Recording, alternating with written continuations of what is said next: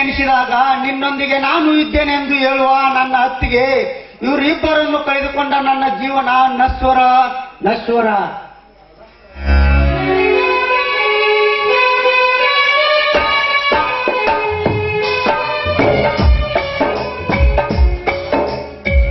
ಅಮ್ಮ ಕ್ರಾಂತಿ, ನೇಗಿಲು ಹೊಡೆದು ಪೂರ್ತಿ ಮುಗಿತೇನಪ್ಪ. ಏಕೆಂದರೆ ಮಳೆರಾಯ ಈಗ ಆಗುವಂತಾನ. ಭೂಮಿಯನ್ನು ಹದವಾಗಿ ಮಾಡಿದರೆ ಆ ಮೇಘದೂತನ ಸ್ಪರ್ಶದಿಂದ ಹುಳಿ ಮೋಡಗಳೆಂಬ ಬೀಜ ಬಿತ್ತಿ ಈ ರೈತನ ಬಾಳು ಬಂಗಾರವಾಗ್ತದೆ ಅಪ್ಪ. ಅಣ್ಣ, ಈ ರೈತ ಹಗಲು ರಾತ್ರಿ ದುಡಿದರೂ ಏನು ಪ್ರಯೋಜನ ಐತಣ್ಣ. ಅವನು ಉಪಯೋಗಿಸುವ ವಸ್ತುಗಳ ಬೆಲೆ ದಿನೇ ದಿನೇ ಹೆಚ್ಚಾಗುತ್ತಿದೆ. ಬೀಜ ಗೊಬ್ಬರದ ಬೆಲೆ ಗಗನಕ್ಕೇರುತ್ತಿದೆ. ಹೀಗಿರುವಾಗ ರೈತ ಎಲ್ಲಿ ಉದ್ಧಾರ ಹಾಕಣ, ಎಲ್ಲಿ ಉದ್ಧಾರ ಹಾಕಣ? ಕ್ರಾಂತಿ, ಬದುಕನ್ನು ಈ ಜೀವನದಲ್ಲಿ ಸಮಸ್ಯೆಗಳನ್ನು ಕಸ ಬೀಳುತ್ತಾ ಇರುತ್ತದೆ. ಹಾಗಂತ ಹೊಲ ಬಿಟ್ಟು ಹೋಗಕ್ಕಾಗ್ತದೆ ಏನು? ಆ ಕಳೆ ಕೀಳುವ ಕಲಿತು ಬಾಳಬೇಕು ಈ ಜಗದಾಗ. ಅಣ್ಣ, ನೀನು ಏನೇ ಹೇಳುವಣ್ಣ, ಇಂದು ನೀನು ನನಗೆ ಸತ್ಯ ಹೇಳಬೇಕು. ನನ್ನ ಅತ್ತಿಗೆ ಮತ್ತು ನನ್ನ ಗುರುಗಳಿಗೆ ಆದ ಅನ್ಯಾಯಕ್ಕೆ ಪ್ರತಿಕಾರ ತೀರಿಸಿಕೊಳ್ಳಲೇಬೇಕು. ಆ ಹಂತಕರು ಯಾರು ಎಂದು ಹೇಳೋಣ. ಆ ಹಂತಕರಿಗೆ ಒತ್ತು ಬುದ್ಧಿ ಕಲಿಸುವುದೇ ಈ ನಿನ್ನ ತಮ್ಮನ ಗುರಿ. ತಮ್ಮ ಕ್ರಾಂತಿ, ಸಾವಿಲ್ಲದ ಮನೆ ಇಲ್ಲ, ನೋವಿಲ್ಲದ ಹೃದಯವಿಲ್ಲ, ಕಣ್ಣೀರಿಲ್ಲದೆ ಕಣ್ಣುಗಳಿಲ್ಲ. ಹಾಗಂತ ಗತಿಸಿ ಹೋದ ಘಟನೆಗಳನ್ನು ನೆನೆದು ಕುಂತರೆ ಕಿತ್ತಾಕು ಈ ನಿನ್ನ ಮನಸ್ಸಿನಲ್ಲಿ ಮೊಳಕೆ ಹೊಡೆದ ಬೀಜವನು. ಅದು ಎಂದಿಗೂ ಸಾಧ್ಯವಿಲ್ಲಣ್ಣ. ಪೃಥ್ವಿ ಪ್ರಳಯವಾಗಲಿ, ಸೂರ್ಯ ಚಂದ್ರರೇ ಒಂದಾಗಲಿ, ಅಷ್ಟ ದಿಕ್ಕುಗಳೇ ಒಡೆದು ಓಡಾಗಲಿ, ನನ್ನ ಗುರುಗಳಿಗೆ ಮತ್ತು ನನ್ನ ಅತ್ತಿಗೆಯ ಆದ ಅನ್ಯಾಯಕ್ಕೆ ಪ್ರತಿಕಾರ ತೀರಿಸಿಕೊಳ್ಳದೆ ಹೋದರೆ ಈ ಪ್ರಗತಿಪರ ರೈತ ಬೆಟ್ಟಪ್ಪನ ಸಹೋದರೇ ನಾನಲ್ಲ. ಅಲ್ಲಿವರೆಗೂ ಈ ವಸ್ತುವನ್ನು ನಾನು ತುಳಿಯುವುದಿಲ್ಲ. ಬರ್ತೀನಿ. ತಮ್ಮ ಕ್ರಾಂತಿ, ನನಗೆ ನಿನ್ನ ಬಿಟ್ಟು ಬೇರೆ ಯಾರಿದ್ದಾರಪ್ಪ? ಕ್ರಾಂತಿ, ಹೋಗಬೇಡ. ಅಯ್ಯೋ, ಹೊಗೆ ಬಿಟ್ಟ. ಈಗ ಏನು ಮಾಡಲಿ? ಇವನ ಹಿಡಿದು ಆಟ ಬಿಡುವನಲ್ಲ. ಕ್ರಾಂತಿ, ನಿನ್ನ ಮುಂದೆ ನಿಜ ಹೇಳ್ಬೇಕಂತ ನನ್ನ ಆತ್ಮ ಹೇಳ್ತೈತಿ. ಆದ್ರ ಭೀಮರಾಯ ನನಗೆ ಮಾತು ಕೊಟ್ಟಿದ್ದಾನೆ, ಕ್ರಾಂತಿ ಮುಂದೆ ಹೇಳ್ಬೇಡಂತ. ದೇವ, ನನಗೇಕೆ ಇಂಥ ಪರಿಸ್ಥಿತಿ ತಂದುಕೊಂಡಿರುವೆ?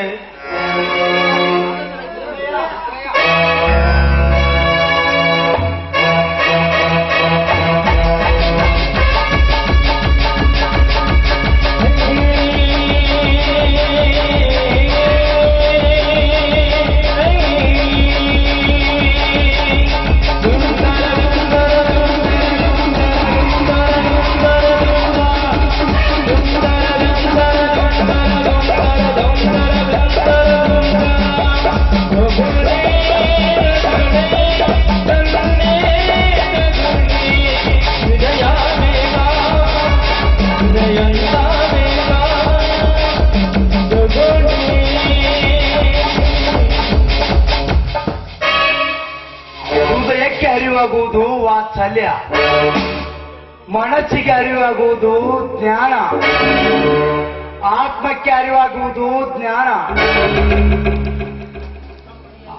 ಈ ಬೆಟ್ಟಪ್ಪನಿಗೆ ಅರಿವಾಗುವುದು ಈ ಎಲ್ಲವನ್ನು ಕಳೆದುಕೊಂಡ ಮೇಲೆ. ಲೇ ರುದ್ರ, ನೀನ್ ಯಾಕೆ ಬಂದರೆ ನಮ್ಮ ಮನೆಗೆ?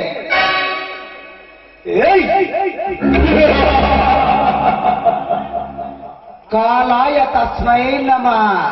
ಬೆಟ್ಟ, ನೀನು ಕೊಟ್ಟ ಮಾತು ಮರೆತೆಯ? ಕೊಟ್ಟ ಮಾತಂದ್ರೆ ಅಂತ ಯಾಕೆ ಬೆರಗಾಗುತ್ತೀಯ ಬೆಟ್ಟ? ಈ ಊರಿನ ಜನರು ಸಾಲದಾಸೆಯಾಗಿ ನನ್ನ ಹತ್ತಿರ ಸಾಲ ತೆಗೆದುಕೊಂಡಾಗ ಅವರು ಮನೆಯಲ್ಲಿ ಕೊಡದೇ ಇದ್ದಾಗ ನನ್ನ ಹೊಲ ಮನೆಯನ್ನು ಬಿಟ್ಟು ಕೊಡುತ್ತೇನೆಂದು ಒಪ್ಪಂದ ಮಾಡಿಕೊಂಡಿರುವೆಯಲ್ಲ ರೈತ ಮುಖಂಡ ಬೆಟ್ಟಪ್ಪನವರೇ, ಆ ಅವಧಿ ಈಗ ಮುಗಿದಿದೆ. ಅಂದ್ರೆ ಈಗಿನ ಕೆಟ್ಟ ಕುತಂತ್ರದಿಂದ ಪಟ್ಟಿಗೆ ಮಹಾಬಡ್ಡಿ ಹಾಕಿ ಬಡ ಭಕ್ತರ ಹೊಲವನ್ನು ಕಸಿದುಕೊಂಡು ಅವರ ಬಂಗಾರ ಬೆಳೆಯುವ ಅವರ ಹೊಲದಲ್ಲಿ ನೀನು ಹೊಲಸು ಫ್ಯಾಕ್ಟರಿ ಕಟ್ಟಲಿಕ್ಕೆ ಹೊಂಟಿದೆಯಲ್ಲ, ಜನರ ಪ್ರತಿನಿಧಿಯಾದ ನಿನಗೆ ಇದು ತಪ್ಪು ಅಂತ ಅನಿಸಲಿಲ್ಲವೇ? ಹೇಗೆ ತಪ್ಪು ತಪ್ಪು ಎಂಬ ಶಬ್ದವೇ ಅರ್ಥವೇ ಗೊತ್ತಿಲ್ಲ. ಅಂದು ನಮ್ಮ ಮಧ್ಯ ಬಂದು ಈ ಹೊಲಸು ರೈತರ ಹೊಲದಲ್ಲಿ ಫ್ಯಾಕ್ಟರಿ ಓಪನಿಂಗ್ ಆಗಿರತ್ತಿತ್ತು. ಸ್ಮಗ್ಲಿಂಗ್ ಮಾಲನ್ನು ಪಾರ್ಸಲ್ ಆಗಿರತ್ತಿತ್ತು. ಈಗಲಾದರೂ ಏನಾಗಿದೆ? ನಿನ್ನ ಹೊಲದಲ್ಲಿ ಫ್ಯಾಕ್ಟರಿಯನ್ನು ಓಪನ್ ಮಾಡುತ್ತೇನೆ. ಅವನು ಗಂಡಸು ಬಂದು ತರಿತಾನೋ ಅವನನ್ನು ನೋಡೇ ಬಿಡುತ್ತೇನೆ. ಲೇ ಕ್ರೂರಿಗಳೇ, ಹರಿದು ಹೋಗುವ ನದಿಗೆ ಅಡ್ಡಲಾಗಿ ಆಣೆ ಕಟ್ಟು ಕೊಟ್ಟುತ್ತೇನೆ ಎಂದಿದ್ದರೆ ಸ್ವತಃ ನಾನೇ ನನ್ನ ಹೊಲ ಮನಿ ಬಿಟ್ಟು ಕೊಡುತ್ತಿದ್ದೆ. ಅದು ಬಿಟ್ಟು ನಿಮ್ಮಂತ ಸಮಾಜಘಾತುಕ ಕೆಲಸಕ್ಕೆ ನಾನೆಂದಿಗೂ ಬಿಟ್ಟು ಕೊಡುವುದಿಲ್ಲ. ಬಿಟ್ಟು ಕೊಡುವುದಿಲ್ಲ. ಒಳ್ಳೆಯದೇ ಆಯ್ತು. ಬೆಟ್ಟ ಕೊಟ್ಟ ಮಾತಿಗೆ ತಪ್ಪು ನಡೆದನೆಂದು ಈ ಊರಿನ ರೈತರಿಗೆ ನಿನ್ನ ಬಗ್ಗೆ ಕೆಟ್ಟ ಅಪಪ್ರಚಾರವನ್ನು ಮಾಡುತ್ತೇನೆ. ಆಮೇಲೆ ನೀನು ಇದ್ದು ಸತ್ತಂತೆ ಬದುಕಬೇಕಾಗುತ್ತದೆ. ಇಲ್ಲ, ಅದು ಎಂದಿಗೂ ಸಾಧ್ಯವಿಲ್ಲ. ನನ್ನನ್ನೇ ನಂಬಿದ ಈ ರೈತರು ಬೀದಿಗೆ ಬರಬಾರದು. ರುದ್ರೇಶ, ಈ ಬೆಟ್ಟ ಕೊಟ್ಟ ಮಾತು ಇಟ್ಟ ಹೆಜ್ಜೆ ಎಂದೂ ಹಿಂದಕ್ಕೆ ಇಟ್ಟಿಲ್ಲ, ಮುಂದೆ ಇಡೋದೂ ಇಲ್ಲ. ತಮ್ಮ ದೊಡ್ಡಪ್ಪ ಇದ ನೋಡು ಗಂಡ ಮಾತು ಅಂದ್ರ ಕೊಟ್ಟ ಮಾತಿನಂತೆ ಈ ಮನೆ ಬಿಟ್ಟು ಹೊರಗೆ ಹೋಗ್ತೀಯೋ ಅಥವಾ ಹೋಗುತ್ತೇನೆ ರುದ್ರಯ್ಯ, ಹೋಗುತ್ತೇನೆ. ಹೋಗುವ ಮುನ್ನ ಒಂದು ಮಾತು ಹೇಳ್ತೀರ, ಚೆನ್ನಾಗಿ ನೆನಪಿಟ್ಟುಕೋ. ಪ್ರಾಣಿ ಪಕ್ಷಿಗಳಿಗೆ ಅಕ್ಷರೆಯ ಗೂಡಾಗಿ, ಬಡ ಭಕ್ತರಿಗೆ ಅಕ್ಷಯ ಪಾತ್ರೆಯಾಗಿ, ಅನಾಥರಿಗೆ ಆಶ್ರಮವಾಗಿ ನಿಮ್ಮಂತ ದ್ರೋಹ ಬಗೆದ ನಿಮ್ಮ ಕೆಲಸ ಮಾಡಿದ್ದೇ ಆದರೆ ನಾನೆಂದಿಗೂ ನನ್ನ ಹೊಲ ಬಿಟ್ಟು ಕೊಡೋದಿಲ್ಲ. ನಾನು ಸತ್ತು ಈ ಮಣ್ಣಲ್ಲಿ ಮಣ್ಣಾಗಿ ಹೋಗುವುದು. ಯಾತ್ರು ಬಂದು ನಿಮ್ಮ ಎದೆಗೆಯವರ ಮಗನೇ ಸರ್, ಎದೆಗೆ ಒದಿತ್ಯಾ ಮಗನೇ?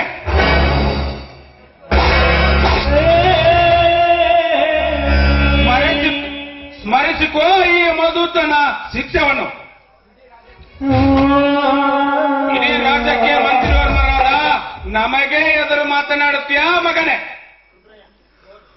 Good, very good Gowdaraj, very good. ಈ ಕತ್ತೆಗೆ ಒಳ್ಳೆಯ ಶಿಕ್ಷೆಯನ್ನೇ ಕೊಟ್ಟಿ. ಬೆಟ್ಟ, ನೀ ಮಾತಿಗೆ ಕೊಟ್ಟಂತೆ ನಡೆದುಕೊಂಡರೆ ಸರಿ, ಇಲ್ಲವಾದರೆ ಈ ಮನೆಯಿಂದ ನೀನು ಹೋಗುವುದಿಲ್ಲ, ನಿನ್ನ ಹೆಣ ಹೋಗುತ್ತದೆ. ಲೇ ಪಾಪಿಗಳೇ, ಈ ಅನ್ನ ಹಾಕುವ ಅನ್ನದಾತನಿಗೆ ಓದಿದ್ದೀರಲ್ಲ, ನಿಮ್ಮ ಕಾಲಲ್ಲಿ ಬಿದ್ದು ಸಾಯ್ತಿರೋ ನೀವು. ನಿಮ್ಮ ಕಾಲಲ್ಲಿ ನೀವು ಮಾಡಿದ ಅನ್ಯಾಯಕ್ಕೆ ಕೆಲಸವನ್ನು ನನ್ನ ತಮ್ಮ ಕ್ರಾಂತಿಗೆ ತಿಳಿಸಿದರೆ ಕೊಬ್ಬಿದ್ದ ನಿಮ್ಮ ದೇಹವನ್ನು ಅಕ್ಷರದಲ್ಲಿ ಹರಿದು ಸಾಕಿ ಬಿಡುತ್ತಾನೆ. ನಿನಗೆ ಹೇಳಲು ಬಾಯಿ ಇಲ್ಲ, ಅವನಿಗೆ ಕೇಳಲು ಕಿವಿ ಇಲ್ಲ. ಆ ನಿನ್ನ ತಮ್ಮನಿಗೆ ಗೊತ್ತಾಗಲೊಳಗಡೆ ನಿನ್ನ ದರಿದ್ರ ದೇಹವನ್ನು ಹರಿದು ನಾಯಿ ನರಿಗಳಿಗೆ ಹಂಚಿ ಹಾಕದಿದ್ದರೆ ಈ ಗರುಡರಾಜನೇ ಅಲ್ಲ. ಸಾಧ್ಯವಿಲ್ಲ, ಅದು ನಿಮ್ಮಪ್ಪನಿಂದಲೂ ಸಾಧ್ಯವಿಲ್ಲ. ಅದು ಹುಲಿ, ಹಾಲು ಮತದ ಹುಲಿ, ಈ ಬೆಟ್ಟ ಬೆಳೆಸಿದ ಬೆಟ್ಟದ ಹುಲಿ.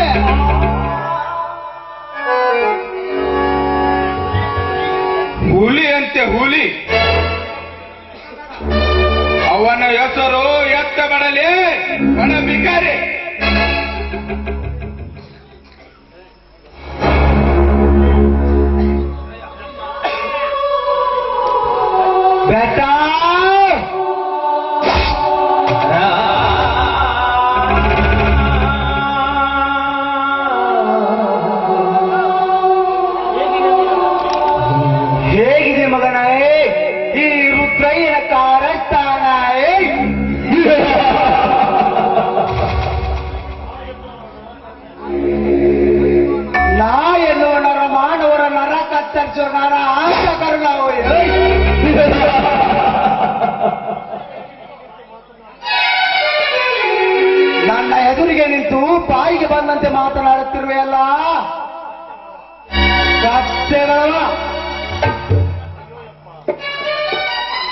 ಅಯ್ಯೋ ಅಮ್ಮ ಕೈ ಅಯ್ಯೋ ಕಾಲು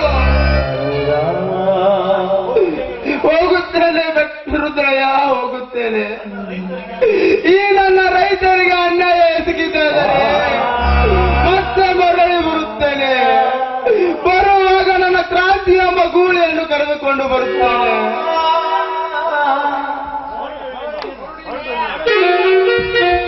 ಹೊರಡು ಇಲ್ಲಿಂದ.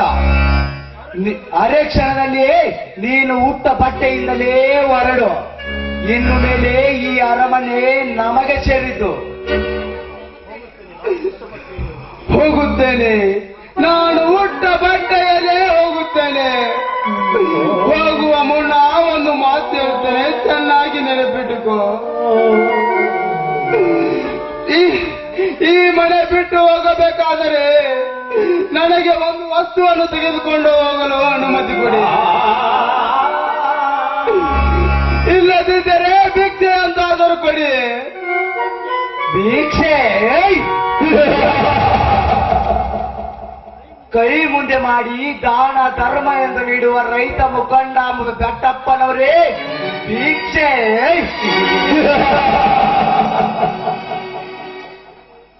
ಬೆಟ್ಟಪ್ಪ, ನಿನಗೇನು ಬೇಕು ಭಿಕ್ಷೆ? ಈ ರೈತನ ಕುಲ ದೇವತೆಯಾದ ಈ ನೇಗಿಲವನ್ನು ಒಯ್ಯಲು ಅನುಮತಿ ನೀಡಿಕೊಡಿಕೊಳ್ಳಿ. ಅದು ಎಂದಿಗೂ ಸಾಧ್ಯವಿಲ್ಲ. ಈ ಅರಮನೆಯಿಂದ ಒಂದು ಸೂಜಿ ವಸ್ತುವನ್ನು ತೆಗೆದುಕೊಂಡು ಹೋಗಲು ನಾನೆಂದಿಗೂ ಬಿಡೋದಿಲ್ಲ. ಹೋಗಲಿ ಬಿಡು ಗರುಡರಾಜ್, ಹೋಗಲಿ ಬಿಡು. ಏನು ದೇಹಿ ಅಂತ ಬೇಡ್ಕೊಳ್ತಾ ಇದ್ದಾನೆ ಈ ಬಡ ಭಿಕಾರಿ. ಗಲ್ಲಿಗೆ ಏರುವ ವ್ಯಕ್ತಿಗೂ ಒಂದು ಕೊನೆ ಆಶೆಯನ್ನು ಈಡೇರಿಸುತ್ತಾರೆ. ತೆಗೆದುಕೊಂಡು ಹೋಗಲಿ ಬಿಡು, ಅದರಿಂದ ನಮಗೆ ಏನೂ ಪ್ರಯೋಜನವಿಲ್ಲ. ಅದು ಗೊರಲಿ ಹತ್ತಿ ಹೋಗುವ ವಲಸು ಕಟ್ಟಿಗನು. ಲೇ ರುದ್ರ, ನನಗೆ ಒಡಿ ಬಡಿ ಕಡಿ, ಆದರೆ ನನ್ನ ಕುಲ ದೇವತೆ ನೇಗಿಲಿಗೆ ಕೊರಲು ಹತ್ತಿ ಹೋಗುವ ಹೊಲಸು ಕಟ್ಟಿಗೆ ಯಾವುದಿಲ್ಲ.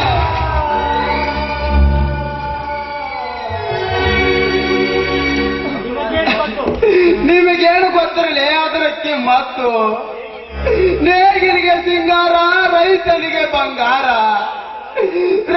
ನೇಗಿಲಿಗೆ ಸಿಂಗಾರ, ರೈತನಿಗೆ ಬಂಗಾರ. ಇದರ ಅರ್ಥವೇನು ಗೊತ್ತೇ? ಆಸೆ ಎಂಬ ಮಂಕುಮದ ಮೂರ್ಖನೆ ಕೋಲ್ಮಿಂಚೆಂಬ ಈಸನ್ನು ಜೋಡಿಸಿ, ಆಕಾಶ ಎಂಬ ಕುಡಕ್ಕೆ ಸೇರಿಸಿ, ತ್ರಿಶೂಲ ಎಂಬ ಮೂಂದವನ್ನು ಜೋಡಿಸಿ, ನಂದಿ ಎಂಬ ನಗ ಕಟ್ಟಿ, ಹುಳಿ ಮೋಡಗಳೆಂಬ ಬೀಜ ಬಿತ್ತಿದರೆ ಈ ರೈತನ ಬಾಳು ಬಂಗಾರವಾಗ್ತದೆ, ಬಂಗಾರವಾಗ್ತದೆ. ನಿನ್ನ ಹರಿಗತಿ ಕೇಳಲು ಇಲ್ಲಿ ಯಾರೂ ಇಲ್ಲ ಬೆಟ್ಟ. ಭಿಕ್ಷೆ ಹಾಕಿದ್ದೇನೆ, ತೆಗೆದುಕೊಂಡು ಹೋಗು ಈ ನಿನ್ನ ಕುಲ ದೇವತೆಯನ್ನು.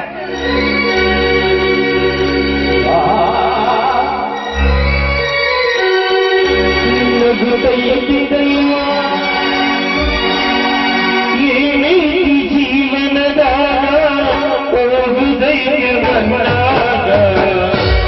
ಏನೈತಿ ಜೀವನದ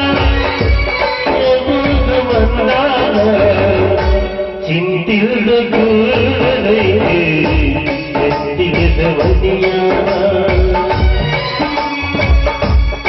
ರುದ್ರ, ಹೋಗುವ ಮುನ್ನ ಇನ್ನೊಂದು ಮಾತು ಹೇಳ್ತೇನೆ, ಚೆನ್ನಾಗಿ ನೆನಪಿಟ್ಟುಕೋ. ಈ ನನ್ನ ರೈತನ ನೇಗಿಲಿಗೆ ಬರಲಿ ಹತ್ತಿ ಹೋಗುವ ಹೊಲಸು ಕಟ್ಟಿಗೆ ಎಂದ ಮಗಳಿಗೆ ಆ ಮಗನೇ. ಈಗ ನಾನು ಕಳೆದುಕೊಂಡ 10 ಪಟ್ಟ ಆಸ್ತಿ ಗಳಿಸುತ್ತೇನೆ. ಲೇ ಮಗನೇ, ನೇಗಿಲಿನಿಂದ ಬರುತ್ತೇನೆ. ಹರಿವ ನೀರು ನಮ್ಮ ಜೀವನ, 3 ದಿನದ ಜೀವನ, ಸಂಸಾರ ಎಂಬುದು ಆಗುವ ಪ್ರೇಮ.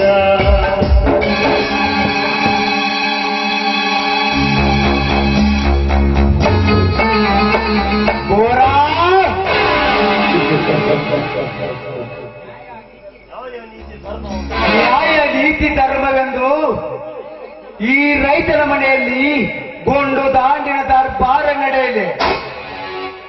ನೀವು ಎಷ್ಟು ಹೇಳಿದ್ರೆ ಮುಗಿತು ಬರ್ರಿ. ಯಾರ್ದ ದೊಡ್ಡ ಎಲ್ಲ ಜಾತ್ರೆ ಮಾಡೋಣ ಬರ್ರಿ, ಹೋಗೋಣ ಬರ್ರಿ.